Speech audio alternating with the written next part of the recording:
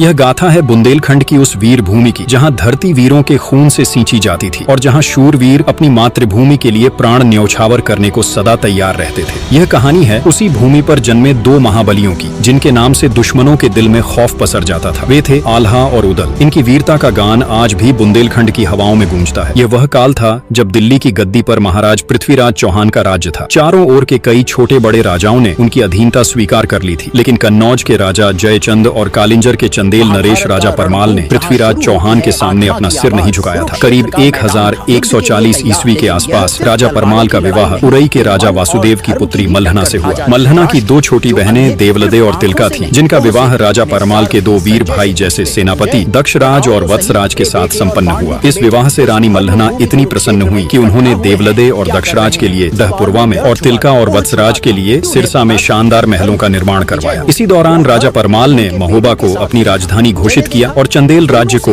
एक नई पहचान दी। उसी पुण्य भूमि पर लगभग एक ही समय में 5 वीर योद्धाओं ने जन्म लिया, जिन्हें महोबा के पंचवीर के नाम से जाना गया। इनमें महारानी मल्हना की कोख से जन्मे राजकुमार का नाम ब्रह्म कुमार रखा गया। वहीं राजपुरोहित के घर एक वीर बालक ढेबा का जन्म हुआ। ढेबा न केवल एक वीर योद्धा था, बल्कि ज्योतिष में भी निपुण था। बुंदेलखंड में आज भी ये गीत गाए जाते हैं। मीत विपत्तियां के ढेबा है, ऐसो मीत मिलन को ना ही। इसका अर्थ है कि विपत्ति के सच्चे साथी ढेबा है और ढेबा जैसे मित्र आसानी से नहीं मिलते। ढेबा को विपत्ति का साथी कहा गया है, जिसने हर मुश्किल घड़ी में अपने मित्रों का साथ निभाया। वहीं सिरसा में तिलका ने मलखान नामक एक पुत्र को जन्म दिया। कहते हैं कि मलखान का शरीर वज्र के समान कठोर था और युद्ध भूमि में वह अपने स्थान पर अडिग रहकर शत्रुओं का सामना करता था। उनके लिए लोक गीतों में ऐसा कहा गया है, पांव पिछाड़ी दैन न जाने, जंघा टैक लड़े मलखान। इसका मतलब है कि मलखान युद्ध में कभी पीछे नहीं हटते थे और अपनी जांघों को टेक कर लड़ते थे। इधर दहपुरवा में देवलदे ने भी एक पुत्र को जन्म दिया, जिसका नाम आल्हा रखा गया। आल्हा के जन्म के बाद देवलदे एक बार फिर गर्भवती हुई, लेकिन उसी समय मांडवगढ़ के राजा बघेल ने महोबा पर आक्रमण कर दिया। इस आक्रमण के लिए कोई तैयार नहीं था। राजा बघेल ने चंदेल नरेश राजा परमाल के साढ़ू भाई दक्षराज और वत्सराज को बंदी बनाकर मांडवगढ़ ले गया। उसकी क्रूरता यहीं खत्म नहीं हुई। उसने उन दोनों भाइयों का वध कर उनके सिरों को बरगद के पेड़ पर लटका दिया। आज भी लोक गाथाओं में इसे गाया जाता है। टंगी खपड़ियां है बरगद पर, बरखा सहे शीत और घाम, और आधी रतियां की बेला में पुकार लेती है आल्हा को नाम। राजा परमाल के साढ़ू की मृत्यु के कुछ ही महीनों बाद उदल का जन्म हुआ। आज भी लोग अपने लोक गीतों में कहते हैं, जा दिन जन्म भवा उदल के, धरती ढंसी 2.5 हाथ। मतलब जिस दिन उदल ने जन्म लिया, धरती उनकी ताकत से 2.5 हाथ ढंस गई। लेकिन उनकी माता देवलदे इस प्रसव के बाद बहुत व्यथित और दुखी थीं। वह अपने पति की मृत्यु का कारण उदल को मान रही थी, क्योंकि उनके पति की मृत्यु उदल के पेट में आने के 3 महीने बाद ही हो गई थी। देवलदे ने उदल को अपनी गोद में लेने से मना कर दिया। उन्होंने कहा, यह मेरे कुल का नाशक है। यह सुनकर मल्हना ने देवलदे को समझाने की कोशिश की और बोली, एक माँ होकर तुम अपने बेटे को ऐसे कैसे कह सकती हो? इस बालक का इसमें क्या दोष है कि उसके जन्म के पहले ही उसके पिता का अंत हो गया? नियति ने इसे कठिन राहों के लिए चुना है, लेकिन यह बालक हमारे कुल की शान को बढ़ाएगा और अपने पिता की मृत्यु का प्रतिशोध अवश्य लेगा। फिर भी देवलदे ने उदल को स्वीकार नहीं किया, जिसके बाद मल्हना ने उदल को अपनी गोद में लिया और कहा, आज से मैं इसकी माँ हूँ। कहते हैं धर्म की माता है मल्हने, जो उदल को लियो बचाए। कुछ समय बाद राजा परमाल ने महोबा के 5 वीर आल्हा, उदल, मलखान, ब्रह्म और ढेबा को एक साथ शिक्षा दी और उन्हें शस्त्र और रण कौशल सिखाया। ये सभी अपनी किशोरावस्था में पहुंचते ही पूरे राज्य में अपनी बहादुरी के लिए प्रसिद्ध हो गए। इन 5 में से उदल के शौर्य से राजा परमाल बहुत प्रभावित हुए। एक दिन राज दरबार में उदल की बहादुरी की चर्चा हो रही थी कि तभी आल्हा और उदल के मामा माहिल, ये नाम याद रखिएगा, ये शकुनी मामा से भी एक लेवल ऊपर के मामा हैं, दरबार में पहुंचे। माहिल ने उदल की वीरता का मजाक उड़ाते हुए कहा, क्षमा करें महाराज, उदल तो एक साधारण सिपाही है। अगर उसमें इतनी वीरता होती तो मांडवगढ़ में उसके पिता का सिर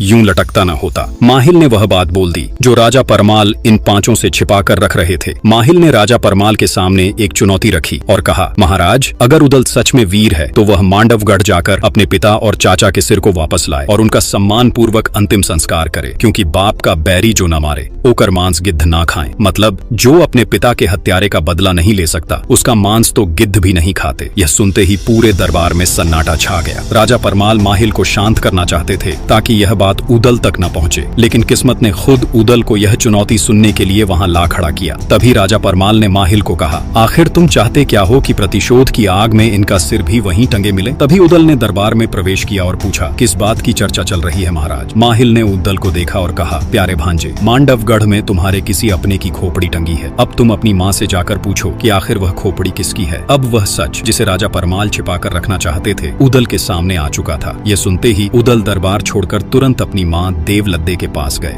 और अपनी माँ देवलद्दे के पास जाकर उदल ने पूछा, माँ सच सच बताओ कि हमारे कुल के किस पूर्वज का सिर मांडवगढ़ में लटका है। देवलद्दे यह सुनकर पहले हिचकिचाई और बोली, मैं नहीं जानती ऐसी किसी खोपड़ी को। और वह उदल को शांत करने की कोशिश करने लगी, लेकिन उदल का क्रोध शांत नहीं हुआ। उनकी आंखों में प्रतिशोध की ज्वाला स्पष्ट दिखाई दे रही थी। अंततः देवलद्दे ने उदल से कह ही दिया, टंगी खोपड़ियां बाप चचा की, मांडवगढ़ बरगद की डार, आधी रथिया की बेला में खोपड़ी कहे पुकार पुकार, कहवा आल्हा कहवा उदल, कहवा मलखे लड़ते लाल, बच के आना मांडवगढ़ में राज बघेल जीवता काल। अरे बेटा अभी उम्र है बारी भोरी, खेलो खाओ दूध और भात, चढ़े जवानी तब वाहन पर, तब जाके बघेल को मार। मतलब मांडवगढ़ के बरगद पर टंगी खपड़ियां तेरे पिता और चाचा की है। आधी रात में वे पुकारते हैं, कहाँ है मेरा बेटा आल्हा, कहाँ है मेरा पुत्र उदल। आगे देवलद्दे ने उदल को युद्ध से रोकने की कोशिश करते हुए कहा, अभी तेरी उम्र दूध भात खाने की है, जब तू जवान होगा तभी तुझे इस प्रतिशोध का अधिकार मिलेगा। तभी उदल ने दृढ़ता से उत्तर दिया, माँ शत्रु से बदला लेने के लिए उम्र नहीं देखी जाती। अभिमन्यु ने कम उम्र में चक्रव्यूह तोड़ा था और लवकुश ने बाल्यावस्था में ही पराक्रमी श्रीराम को चुनौती दी थी। देवलद्दे उदल की यह दलील सुनकर चुप हो गई। उन्हें समझ में आ गया कि उनके पुत्र के मन में प्रतिशोध की आग धधक रही है, जिसे रोक पाना अब असंभव है। फिर वह उदल को मल्हना के पास ले गई, क्योंकि मल्हना राजमाता अर्थात धर्म माता थी। देवलद्दे ने सोचा कि उदल अपने धर्म माता की बात को नहीं टालेगा। देवलद्दे अपनी बहन मल्हना के कमरे में जाते ही उनके चरणों में गिर पड़ी, लेकिन मल्हना को पहले से ही यह बात पता चल गई थी कि उदल को अपने पिता और चाचा का रहस्य पता चल गया है और अब उदल युद्ध में जाने की इच्छा प्रकट कर रहा है। इसलिए मल्हना ने देवलद्दे को सहारा देकर उठाया और अपने पास बिठाया। फिर उन्होंने उदल की ओर देखा और बोली, हमारे पुत्र ने अपने जीवन में पहली बार युद्ध में जाने की इच्छा प्रकट की है। देवलद्दे, हमें उसे रोकना नहीं चाहिए। यह सुनते ही उदल का दिल खुशी से भर गया और वह गर्व से उठ खड़ा हुआ। लेकिन तभी राजमाता मल्हना ने उदल से कहा, देखो उदल, इस संसार में जितने दिन के लिए जो आया है उसे वह दिन कोई भी नहीं छीन सकता, मगर बेटा यह याद रहे, शत्रु चाहे कुछ भी करे, तुम हमेशा धर्म का पालन करना। मल्हना ने उदल को धर्म युद्ध के आदर्श सिखाए। वह बोली, बेटा कभी किसी से भयभीत मत होना, जो व्यक्ति शरण में आ जाए उसकी रक्षा करना, बालक वृद्ध और नारी पर हाथ न उठाना, यदि शत्रु के पास हथियार न हो तो उस पर कभी भी प्रहार न करना और भागते हुए शत्रु का पीछा कर उसकी हत्या न करना। हथियार का प्रयोग सदा धर्म के मार्ग पर ही करना। उदल ने राजमाता के उपदेशों को अपने हृदय में संजोया और फिर वो राजा परमाल से युद्ध की अनुमति लेने पहुंचे। फिर जैसे ही उदल ने राजा परमाल से युद्ध की बात की, राजा परमाल उन्हें मांडवगढ़ के दुर्ग की कठिनाइयों के बारे में बताने लगे। वे कहे कि देखो उदल, मांडवगढ़ दुर्ग लोहे की दीवारों से घिरा है और चारों ओर गहरी खाई है। खाई के चारों तरफ बबूल के घने जंगल हैं। इसे भेदना आसान नहीं है और तुम्हारी आयु भी अभी बहुत छोटी है। तभी उदल ने गर्व से उत्तर दिया, क्षत्रिय का जीवन लंबा होना भी नहीं चाहिए महाराज। 12 बरस लौ कुकर जीवय, 16 लौ जिये सियार, बरस 18 क्षत्रिय जीवय, आगे जीवय को धिक्कार। मतलब 12 बरस कुत्ता जीता है, 16 साल सियार, और क्षत्रिय का जीवन यदि 18 वर्ष से अधिक हो जाए तो वह धिक्कार का पात्र है। यह सुनकर राजा परमाल ने कहा, सिर्फ पराक्रम से कुछ नहीं होता बेटे उदल, बुद्धि का भी प्रयोग करना चाहिए। पराक्रम के साथ बुद्धि का संतुलन विजय का मार्ग आसान बना सकता है। तभी उदल बोले, रणभूमि में 2 ही परिणाम होते हैं महाराज, वीर गति या विजय। ये सुनते ही पूरा दरबार जोश से भर गया और सभी लोग उदल की बातों से सहमत हो गए। तब यह देख राजा परमाल ने भी उदल को युद्ध लड़ने की अनुमति दे दी। महाराज से युद्ध की अनुमति लेकर उदल ने अपने चारों वीर भाइयों को बुलाया और सबने मिलकर मांडवगढ़ पर विजय प्राप्त करने की योजना बनाने में जुट गए। तभी मलखान ने कहा, हमें पहले दुर्ग की जानकारी प्राप्त करनी चाहिए, क्योंकि ऐसे ही हमला करना खतरनाक हो सकता है। आल्हा ने सहमति जताते हुए कहा, हाँ मलखान सही कह रहा है, दुर्ग की संरचना और उसमें प्रवेश के मार्ग जानना आवश्यक है।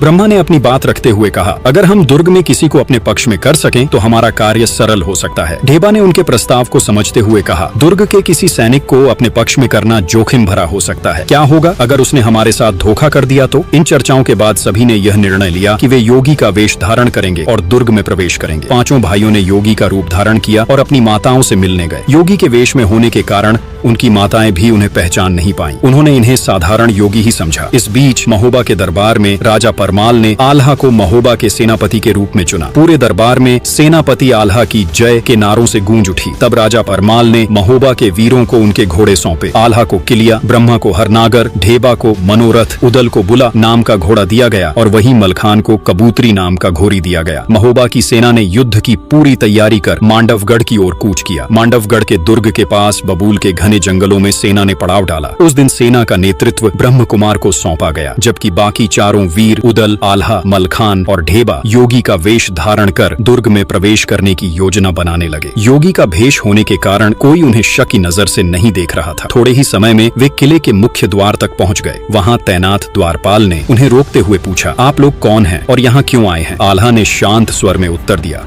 हम हिमालय से सन्यासी हैं और दक्षिण के हिंद महासागर तक की यात्रा कर रहे हैं। राह में आपका नगर आ गया तो हमने सोचा कि इस पवित्र स्थान में रुककर थोड़ा विश्राम कर लें। द्वारपाल ने संदेह भरी नजरों से चारों की ओर देखा और पूछा, यहाँ कितने दिनों तक रुकने का इरादा है? तभी मलखान मुस्कुराए और बोले, यदि सन्यासी को यह पता होता कि वह कितने दिन रुकेगा तो फिर वह सन्यासी कैसे होता? हमारा मन होगा तो महीनों ठहरेंगे, नहीं तो क्षण भर में आगे बढ़ जाएंगे। द्वारपाल ने उनकी बात पर विश्वास करते हुए उन्हें नगर में प्रवेश करने दिया। किले के अंदर प्रवेश करते ही उदल की दृष्टि वट वृक्ष पर पड़ी, जहां 2 कटे हुए सिर टंगे हुए थे। वे दक्षराज और वत्सराज के सिर थे। यह दृश्य देख उदल का मन व्याकुल हो उठा। द्वारपाल उसकी व्याकुलता को पहचानते हुए बोला, अरे छोटे बाबा जी, इन खोपड़ियों को देखकर विचलित मत होइए। हमारे नगर में और भी सुंदर दृश्य हैं, आप उनका आनंद लीजिए। आल्हा ने स्थिति को संभालते हुए कहा, स्वामी उदल, एक सन्यासी को इस प्रकार की घटनाओं से विचलित नहीं होना चाहिए। मृत्यु तो जीवन का अंतिम सत्य है। उन्होंने उदल को शांत किया और कहा, धैर्य रखो भाई, समय आने पर हर प्रश्न का उत्तर मिलेगा। तब उदल ने स्वयं को संभाला और फिर चारों आगे बढ़ गए। चारों वीर फिर अपनी योजना के अनुसार किले के भीतर बढ़े। किले में प्रवेश करने के बाद वे सभी योगी के वेश में रानी कुशला के कक्ष में पहुंचे। रानी कुशला ने उनका आदर सत्कार किया और उनसे भजन प्रस्तुत करने का अनुरोध किया। आल्हा ने अपनी ढलियां उठाई, मलखान ने मृदंग, ढेबा ने बांसुरी और उदल ने अपने मधुर स्वर में गायन आरंभ किया। उनके दिव्य संगीत से समा बंध गया। रानी कुशला उनके भजन में इतनी खो गईं कि जैसे समय थम सा गया हो। उनकी आंखों में योगियों के प्रति आदर झलकने लगा। भजन समाप्त होते ही रानी कुशला ने उन्हें मोतियों से भरी एक थाली भेंट में दी। आल्हा ने थाली में पड़े मोतियों को उत्सुकता से देखते हुए कहा, माता, ये किस वृक्ष के पुष्प हैं? कितने अद्भुत हैं। रानी कुशला मुस्कुराई और बोली, स्वामी जी, यह मोती हैं जो सागर में पाए जाते हैं। ये अनमोल हैं, ये हमारे राजमहल की शोभा बढ़ाते हैं। तब आल्हा ने विनम्रता से उत्तर दिया, माता, हम सन्यासियों का जीवन साधना और भजन का है। मोतियों से हमारा क्या प्रयोजन? इन्हें आप ही रख लें। हमारा धन तो बस भगवान का नाम और लोगों का प्रेम है। रानी कुशला योगियों की इस सरलता और त्याग से अत्यधिक प्रभावित हुई। उनकी आंखों में आदर और श्रद्धा झलकने लगी। वह बोली, हमारे राजमहल में कई संत महात्मा आते हैं, किंतु आप लोगों से मिलकर ऐसा लगा जैसे सच्चे योगियों का दर्शन हो गया है। बताइए और क्या सेवा कर सकती हूँ? आल्हा ने विनम्रता से निवेदन किया, माता, आपका आतिथ्य और सम्मान अपार है। यदि आप अनुमति दें तो हम दुर्ग की परिक्रमा करना चाहेंगे। यहाँ का इतिहास और भव्यता हमारी साधना को और प्रेरणा देगा। रानी कुशला ने तुरंत अपनी पुत्री विजयसेना को बुलाया और आदेश दिया, पुत्री, इन महान संतों को पूरे दुर्ग का भ्रमण कराओ और इन्हें यहाँ की हर विशेषता दिखाओ। इस प्रकार वीरों ने मांडवगढ़ दुर्ग में प्रवेश करने की पहली जीत प्राप्त की। रानी कुशला का आदेश मानते हुए विजयसेना योगियों को दुर्ग दिखाने निकल पड़ी। विजयसेना बड़ी सावधानी से उन्हें दुर्ग का प्रत्येक कोना दिखा रही थी, लेकिन जैसे ही वे दुर्ग की गुप्त सुरंग के पास पहुंची, राजकुमारी के मन में द्वंद्व उत्पन्न हो गया। वह सोचने लगी, क्या इन योगियों को सुरंग दिखाना ठीक होगा? एक तरफ उनकी माँ का आदेश था कि दुर्ग की पूरी परिक्रमा कराई जाए, तो दूसरी तरफ राज्य की सुरक्षा का प्रश्न था। वह उदल के नजदीक ही चल रही थी। जैसे ही वह यह सोच रही थी कि क्या करें, तभी पास चलते हुए उदल ने राजकुमारी के चेहरे के भाव पढ़ लिए। वह समझ गए कि राजकुमारी कुछ छिपा रही है। तभी उदल ने दृढ़ स्वर में कहा, अलख निरंजन, हमें झांत हो रहा है कि आप हमसे कुछ छिपा रही हैं। राजकुमारी, आपकी माता का आदेश है कि आप हमें पूरा दुर्ग का भ्रमण करवाएं। यदि आप हमें पूरा दुर्ग नहीं दिखाएंगी तो यह आपके राज परिवार के लिए उचित नहीं होगा। हम सन्यासी हैं, हम श्राप दे देंगे। तब राजकुमारी विजयसेना क्रोध में बोली, तुम सन्यासी नहीं, तुम सब पाखंडी हो, भोगी हो। तुम सिर्फ राजमाता को ही अपने इस योगी भेष से बेवकूफ बना सकते हो, मुझे नहीं। मैं जानती हूँ तुम कौन हो, तुम महोबा के वीर उदल हो। राजकुमारी की यह बात सुनकर सभी हैरान रह गए, मानो उनके पैरों तले से जमीन खिसक गई। तभी उदल ने भी चकित होकर पूछा, राजकुमारी, आपने मुझे कैसे पहचाना? तब राजकुमारी विजयसेना ने कहा, याद करो, जब तुम सिरोंज के महाराज की बेटी के विवाह के समय बारातियों में शामिल थे, तुम्हारी वीरता की कहानियां उस समय प्रसिद्ध हो चुकी थी। तुम केसरिया वस्त्र धारण किए हुए बेदला घोड़े पर सवार होकर आगे बढ़ रहे थे। तभी मेरी सहेलियों ने मुझे बताया था कि तुम महोबा के वीर उदल हो। फिर विजयसेना ने गंभीर स्वर में कहा, लेकिन मुझे यह समझ नहीं आता कि इतने बड़े महान योद्धा को कायरता का यह नाटक क्यों करना पड़ रहा है। ये कहते ही विजयसेना ने अपनी प्रचंड तलवार निकाल ली। तभी उदल ने शांत स्वर में कहा, राजकुमारी, यह कायरता नहीं है। आपके पिता ने छल से हमारे पिता और चाचा की हत्या की और उनकी खोपड़ियां इस दुर्ग के वट वृक्ष में टांग दी। जब तक हम उनका प्रतिशोध नहीं लेंगे, न हमारी आत्मा को शांति मिलेगी, न उनकी आत्मा को। आप चाहें तो यह बात अपने पिता को जाकर बता सकती हैं। हम भागने वाले नहीं हैं, लेकिन प्रतिशोध जरूर लेंगे। तब राजकुमारी विजयसेना ने दृढ़ता से उत्तर दिया, यह सही है कि मेरे पिता ने अधर्म किया, परंतु मैं इसे स्वीकार नहीं कर सकती कि तुम छल का सहारा लो। ये कहते हुए राजकुमारी ने उदल के सामने तलवार खींच दी। वह पूरी ताकत से उदल पर वार कर रही थी, लेकिन उदल सिर्फ बचाव कर रहे थे, क्योंकि राजमाता मल्हना ने उन्हें आदेश दिया था कि स्त्री पर कभी शस्त्र नहीं उठाना। उदल केवल अपनी तलवार से वार रोक रहे थे, लेकिन राजकुमारी पूरी ताकत से प्रहार कर रही थी। यह देख आल्हा, मलखान और ढेबा सभी बेबाक रह गए। थोड़ी देर बाद राजकुमारी थककर बेहोश हो गई। तब सभी ने राजकुमारी के मुंह पर पानी के छींटे मारे। जब वह होश में आई तो उसका अभिमान समाप्त हो चुका था। उसने कहा, उदल, तुम्हारे बारे में जो सुना था, तुम उससे कहीं अधिक वीर और धर्म प्रिय हो। तुम्हारी वीरता को प्रणाम। मैं स्वीकार करती हूँ कि मेरे पिता ने तुम्हारे पिता के साथ अधर्म किया था, इसलिए मैं भी अब इस युद्ध में तुम्हारा साथ दूंगी। फिर उसने आगे कहा, यह जो दीवार है, इसके पीछे एक गुप्त सुरंग है। यह सुरंग यहाँ से निकलकर बबुरी वन में जाती है। यह दुर्ग इतना सुरक्षित है कि किसी और मार्ग से यहाँ प्रवेश करना लगभग असंभव है, लेकिन इस सुरंग का दूसरा मुंह बबुरी वन में खुलता है, जहाँ से तुम लोग दुर्ग में प्रवेश कर सकते हो। यह रहस्य जानते ही महोबा की सेना सुबह तड़के ही मांडवगढ़ पर आक्रमण कर दी। यह खबर जैसे ही मांडवगढ़ पहुंची, वहाँ हड़कंप मच गया। राजा बघेल राज जम्बे ने अपने 2 शूरवीर पुत्रों राय करंगा और सूरज को बुलाया। वे दोनों अपने समय के सबसे बहादुर योद्धाओं में गिने जाते थे। अपने पुत्रों के सामने राजा ने कहा, अब दुर्ग की रक्षा का भार तुम दोनों पर है। मैं जानता हूँ तुम दोनों इस युद्ध को जीतकर हमारे राज्य का सम्मान बनाए रखोगे। तब राय करंगा और सूरज ने अपने पिता को आश्वासन दिया, पिताजी, हम आपकी आशा को कभी टूटने नहीं देंगे। मांडवगढ़ का किला सुरक्षित रहेगा, चाहे इसके लिए हमें अपने प्राणों की आहुति ही क्यों न देनी पड़े। उधर महोबा की सेना के सेनापति आल्हा ने अपनी सेना को संगठित किया। उन्होंने पंचव्यूह नामक एक विशेष रणनीति बनाई, जिसमें सबसे आगे की सेना का नेतृत्व आल्हा स्वयं कर रहे थे। बाएं छोर की सेना की कमान ढेबा के हाथों में थी और पीछे के हिस्से की जिम्मेदारी मलखान पर थी। व्यूह के मध्य में ब्रह्मा घोड़े पर सवार होकर संचालन कर रहे थे। जैसे ही दोनों सेनाएं मांडवगढ़ के दुर्ग के पास पहुंची, राय करंगा ने आल्हा को ललकारा। उसने कहा, आल्हा, तुम्हारी औकात नहीं है मुझसे लड़ने की। तुम्हारा भी वही हाल होगा जो तुम्हारे पिता और चाचा का हुआ था। जिस पेड़ पर उनकी खोपड़ी टंगी है, वहीं तुम्हारी खोपड़ी भी टांगी जाएगी। इस पर आल्हा ने गरजते हुए जवाब दिया, राय करंगा, मेरे पिता और चाचा को अधर्म के युद्ध में मारकर तुम्हारे पिता ने अन्याय किया था। अगर आज तुम अपने पिता का सिर मेरे सामने रख दो तो मैं तुम्हारी जान बख्श दूंगा, अन्यथा युद्ध भूमि में आज मरने के लिए तैयार हो जाओ। इसके बाद युद्ध शुरू हो गया। तलवारें टकराने लगीं, घोड़ों की टापों से धरती गूंज उठी और दोनों सेनाओं के योद्धा एक दूसरे पर टूट पड़े। राय करंगा ने चालाकी से आल्हा की आंखों में धूल झोंककर हमला करने की कोशिश की, लेकिन आल्हा की सतर्कता के सामने उसकी यह चाल विफल रही। इसके बाद राय करंगा ने आगे बढ़कर ऊदल पर भाला फेंका। भाला ऊदल को चीर देता, अगर ऊदल का घोड़ा बैदुल उस समय अपनी चाल नहीं बदलता। भाला ऊदल के पास से गुजरता हुआ धरती में धंस गया। आज भी लोक गीतों में कहा जाता है, ए गज भर धरती चीरत फारत, भाला धरती गया समाए। धन्य धन्य है घोड़ बैदुला जो स्वामी को लियो बचाए। इस घटना से राय करंगा अचंभित हो गया। वह क्रोध के मारे लाल हो गया और तलवार लेकर ऊदल पर टूट पड़ा। इसके बाद ऊदल राय करंगा पर गरजते हुए टूट पड़ा। ऊदल बोले कि पहली वाणी में बोलत नहीं, दूजी में नहीं करते रार, और तीसरी वाणी में छोड़त नहीं, मुंह में ठूंस देई तलवार। ऊदल ने अपनी तलवार से पहला वार किया और राय करंगा पहले ही वार में घायल होकर गिर पड़ा। वह घायल अवस्था में युद्ध भूमि छोड़कर भागने लगा। इस घटना से मांडवगढ़ की सेना का मनोबल टूटने लगा। तभी राय करंगा के छोटे भाई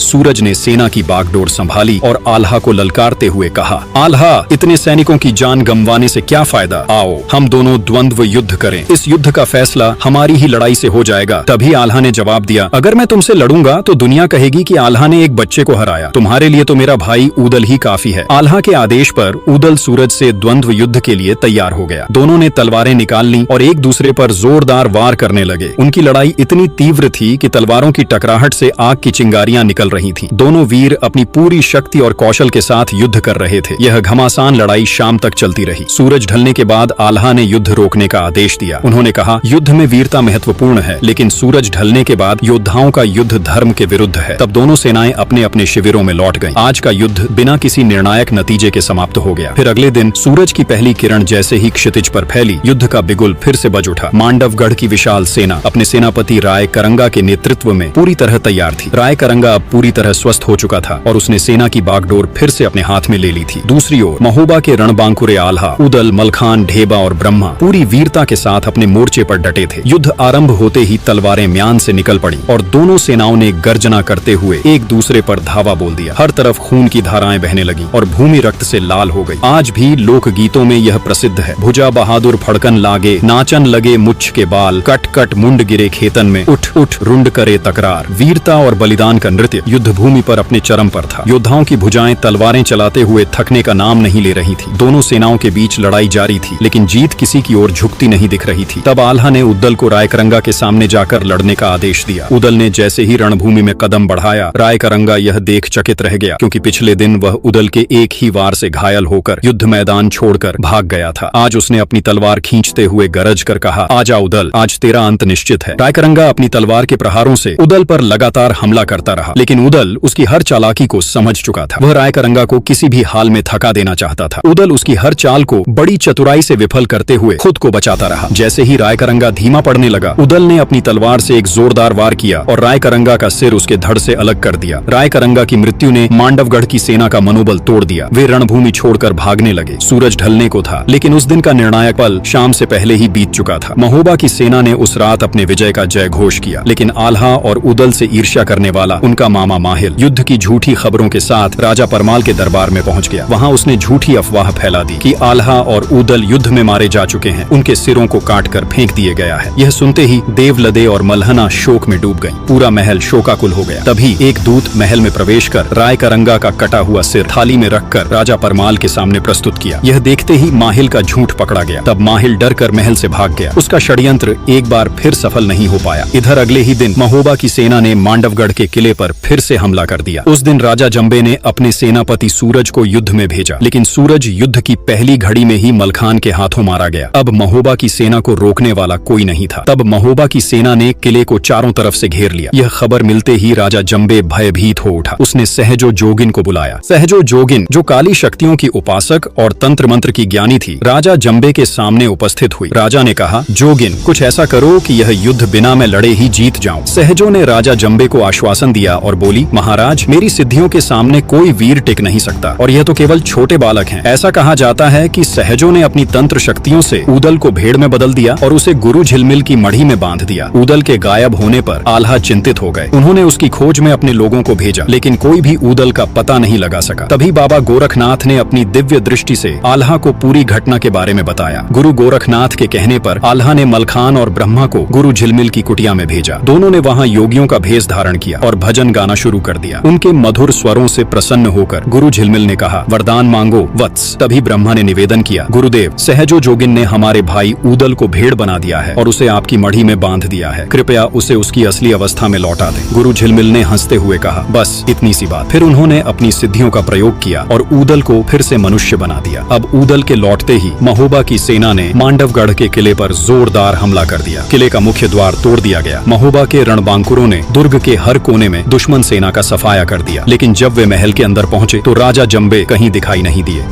तभी महोबा के 3 वीर आल्हा, मलखान और ढेबा जब किले से बाहर आ रहे थे तो रास्ते में उन्हें सहजो जोगिन मिली। वीरों ने बिना देर किए उसकी काली शक्तियों का स्रोत, उसके जूड़े को अपनी तलवार से काट दिया। जैसे ही उसका जूड़ा कटा, सहजो की सारी सिद्धियां उसी क्षण नष्ट हो गईं। इसी बीच एक घुड़सवार सैनिक बबुरी वन से आता हुआ महोबा की सेना के पास पहुंचा और उसने उद्दल से कहा, महाबली उद्दल, सेनापति आल्हा ने संदेश भेजा है कि राजा जंबे का कोई पता नहीं चल रहा है। संभवतः वह कहीं छिप गया है। तभी उद्दल ने कहा, राजा जंबे के छिपने के लिए सबसे सुरक्षित स्थान सुरंग ही हो सकता है। इसके बाद उद्दल ने सैनिकों को बबुरी वन में खुलने वाली सुरंग के मुख पर आग लगाने का आदेश दिया। सैनिकों ने सुरंग के द्वार पर आग प्रज्वलित कर दी और आग तेजी से सुरंग के अंदर फैलने लगी। तभी पास खड़े ब्रह्मा ने सैनिकों को आदेश दिया, आग समाप्त होते ही इसे फिर से प्रज्वलित करना, कोई भी दुश्मन बचकर न निकल पाए। जैसे ही आग सुरंग में फैलने लगी, भीतर छिपे राजा जंबे का धैर्य जवाब दे गया। वह अपने विशाल और भव्य हाथी भौरानंद पर सवार होकर बाहर निकला। हाथी पूरी सजावट के साथ गर्व से चल रहा था और जंबे उसकी पीठ के सिंहासन पर बैठा हुआ था। यह दृश्य देखकर उद्दल ने अपने घोड़े बेंदुला को दौड़ाया और बिजली की गति से हाथी की ओर बढ़ा। उसने घोड़े की टापों से हाथी के माथे पर जोरदार प्रहार किया। हाथी दर्द से बौखला गया और अपनी दिशा खो बैठा। उसी समय उद्दल ने हाथी की पालकी पर लगे ध्वज को अपनी तलवार से काटकर नीचे गिरा दिया। उद्दल ने एक ही छलांग में घोड़े से कूदकर हाथी की पीठ पर चढ़ाई कर दी। राजा जंबे के संभलने से पहले ही उद्दल ने उसकी गर्दन पर तलवार का ऐसा प्रचंड वार किया कि उसका सिर धड़ से अलग होकर नीचे गिर पड़ा। राजा जंबे के मारे जाते ही मांडवगढ़ का युद्ध समाप्त हो गया। महोबा की सेना ने किले पर विजय प्राप्त कर ली। पूरा किला महोबा के वीरों की जय और आल्हा उद्दल की जय के नारों से गूंज उठा। युद्ध के जीत के बाद जब यह शुभ समाचार राजा परमाल तक पहुंचा तो उन्होंने पूरे राज्य में विजय उत्सव मनाने का आदेश दिया। महोबा के राजमहल को दीपों से सजाया गया और वहां आम दरबार लगाया गया। महल के विशाल सभागार में आल्हा, उद्दल, ब्रह्मा, मलखान, ढेबा और अन्य वीर राजा परमाल के सामने आए और उन्होंने उन्होंने उन्हें प्रणाम किया। आल्हा ने अपने पिता दक्षराज और चाचा वत्सराज के सिर को सम्मान पूर्वक राजा परमाल के समक्ष रखा और वहीं ऊदल ने भी अपनी प्रतिज्ञा पूरी करते हुए राजा जंबे का सिर मल्हना और देवलदे के चरणों में रखा। उन्होंने भावुक स्वर में कहा, माँ, जिसने हमारे पिता का अपमान किया और उन्हें छल से मारा, उसका अंत हो चुका है। मल्हना ने अपने पुत्र को आशीर्वाद दिया। बुंदेलखंड में चारों ओर खुशी का माहौल था। महोबा के रणबांकुरों के पराक्रम के चर्चे हर ओर हो रहे थे, लेकिन इस जीत ने आल्हा और उदल के मामा माहिल के दिल में जलन और द्वेष की आग को और भड़का दिया। वह आल्हा और उदल के मौत का प्रपंच फिर से रचने लगा, लेकिन क्या उसका यह प्रपंच इस बार सफल होगा? यह जानने के लिए हमारे अगले वीडियो का इंतजार कीजिए। अगर आप यहाँ तक वीडियो देख रहे हैं तो हमें कमेंट में जरूर बताएं कि आल्हा उदल के बाद आप किस वीर की कहानी जानना चाहते हैं। आपकी राय हमारे लिए बहुत मायने रखती है। वीडियो को देखने के लिए आपका बहुत बहुत धन्यवाद।